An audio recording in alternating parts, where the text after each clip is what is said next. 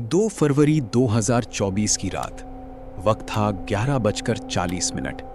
एक छोटे से अपार्टमेंट का एक तन्हा कमरा, जहां सिर्फ एक लैपटॉप की नीली रोशनी दीवारों पर रक्स कर रही थी। ये कहानी शुरू होती है एक ऐसे वक्त से जब दुनिया भर में आर्टिफिशियल इंटेलिजेंस नए ख्वाबों का दरवाजा खोल रही थी। मगर इसी दरवाजे के पीछे एक अंधेरा भी छुपा हुआ था, जिसे कम लोग देख पाते थे। क्योंकि हालात मुश्किल थे और एआई का नाम सुनते ही लोग इस तरह मुतासिर होते थे जैसे कोई मौजज़ा उनके सामने आ गया हो। लेकिन इस रोशनी के पीछे एक पुरस्कार नेटवर्क काम कर रहा था, जिसे सिर्फ दी आर्किटेक्ट के नाम से जाना जाता था। एक ऐसी शख्सियत जिसका चेहरा कभी किसी ने नहीं देखा, जिसकी आवाज कभी किसी ने नहीं सुनी, मगर जिसके इशारे पर दुनिया भर में हजारों लोग अपनी जमा पूंजी गंवा देते थे। इस तरह के फ्रॉड नेटवर्क्स अक्सर खुद को नए एआई स्टार्टअप्स, खुद मुख्तार ट्रेडिंग बॉट्स या डीप फेक टेक्नोलॉजी के जरिए मशहूर लोगों की तस्वीरें और आवाजें इस्तेमाल करके लोगों का एतबार जीतने की कोशिश करते थे। कई रिपोर्टशुदा वाकयात में देखा गया कि स्कैमर्स ने मशहूर चेहरों की एआई से बनाई गई जाली वीडियोस बनाई, जिनमें वो लोग किसी खास ऐप या स्कीम की तस्दीक करते नजर आते थे।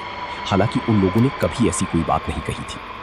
अर्जुन ने भी ऐसी ही एक वीडियो देखी थी, जहां एक मशहूर ताजिर अपनी जुबान से इस टूल की तारीफ कर रहा था, मगर हकीकत में ये सिर्फ एक एआई से तैयार शुदा धोखा था, जो हजारों लोगों को एक ही वक्त में फंसा सकता था। जैसे जैसे रातें गुजरती गई, अर्जुन ने अपनी बचाई हुई रकम इस टूल में डालनी शुरू की। पहले छोटी रकम, फिर ज्यादा, क्योंकि स्क्रीन पर दिखने वाले मुनाफे हर दिन बढ़ते नजर आते थे।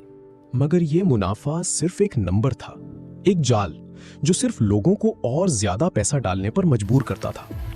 इसी तरह के नेटवर्क्स में अक्सर एक तरीका इस्तेमाल होता था जिसे पॉन्जी जैसा एआई धोखा कहा जा सकता है, जहां नए लोगों का पैसा पुराने लोगों को मुनाफे के रूप में दिखाया जाता था, ताकि सिस्टम कायम रहे, जब तक कि एक दिन अचानक सब कुछ बंद हो जाता और लोग अपनी जिंदगी भर की कमाई से महरूम रह जाते। अर्जुन को पहली बार शक उस वक्त हुआ जब उसने अपनी रकम निकालने की कोशिश की और उसे बताया गया कि सिस्टम टेक्निकल वजूहात की बिना पर बंद है और उसे इंतजार करने को कहा गया। ये इंतजार कभी खत्म नहीं हुआ।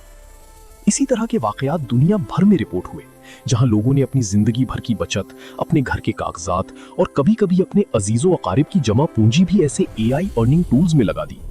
इस सिलसिले में एक और वाकया भी सिर्फ 1 साल पहले सिंगापुर में सामने आया था, जहां एक AI based crypto trading platform ने खुद को दुनिया का सबसे ज़हीन इन्वेस्टमेंट टूल करार दिया था और सिर्फ 6 महीने के अंदर हजारों इन्वेस्टर्स से करोड़ों डॉलर्स जमा कर लिए थे। जब तहकीकात हुई तो मालूम हुआ कि उस प्लेटफॉर्म के पीछे कोई हकीकी एआई सिस्टम था ही नहीं, बल्कि सिर्फ एक डैशबोर्ड था जहां नंबर्स खुद ब खुद बढ़ते रहते थे, सिर्फ लोगों को मुतमईन रखने के लिए। ये तरीका दुनिया भर में फेक एआई डैशबोर्ड फ्रॉड के नाम से जाना जाने लगा, जहां असल मकसद सिर्फ नए सरमायाकारों को लुभाना होता था, ना कि कोई हकीकी ट्रेडिंग या मुनाफा कमाना। अर्जुन ने जब अपनी तहकीकात खुद शुरू की तो उसे ऐसे ही कई फोरम्स मिले जहां सैकड़ों लोग अपनी कहानियां बयान कर रहे थे। हर किसी का तजुर्बा मुख्तलिफ था, मगर अंजाम एक जैसा था, खाली हाथ और टूटा हुआ इतबार। कुछ लोगों ने अपने घर बेच दिए थे, कुछ ने अपने बच्चों की तालीम के लिए रखी हुई रकम लगा दी थी, और अब वो सिर्फ इस उम्मीद में बैठे थे कि शायद किसी दिन उनका पैसा वापस मिल जाए। मगर साइबर क्राइम के माहिरीन के मुताबिक ऐसी नेटवर्क्स जो ब्लॉकचेन के जरिए पैसा ट्रांसफर करते हैं और मुख्तलिफ मुल्कों में अपनी ऑपरेशंस फैला लेते हैं, उनसे रकम वापस मिलना तकरीबन नामुमकिन हो जाता है।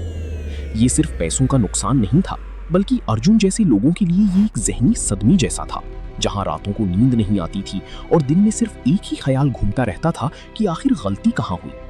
माहिरीन कहते हैं कि असल मसला सिर्फ पैसा नहीं, बल्कि वो बेयकीनी है जो इंसान के अंदर घर कर जाती है जब उसे मालूम होता है कि जिस चीज पर उसने सबसे ज्यादा भरोसा किया वो सिर्फ एक फरेब थी। इस कहानी का मकसद किसी को खौफजदा करना नहीं, बल्कि ये याद दिलाना है कि नए जमाने की तरक्की के साथ साथ होशियारी भी उतनी ही जरूरी है, क्योंकि जहां एआई इंसान की जिंदगी आसान बना सकती है, वहीं इसी नाम का गलत इस्तेमाल करके कुछ लोग दूसरों की मेहनत को भी निगल सकते हैं। आज भी दी आर्किटेक्ट जैसी शख्सियतें किसी ना किसी नए नाम से, किसी नए ऐप के रूप में अंधेरे में बैठी हैं, इंतजार में कि अगला अर्जुन कब उनके जाल में आएगा।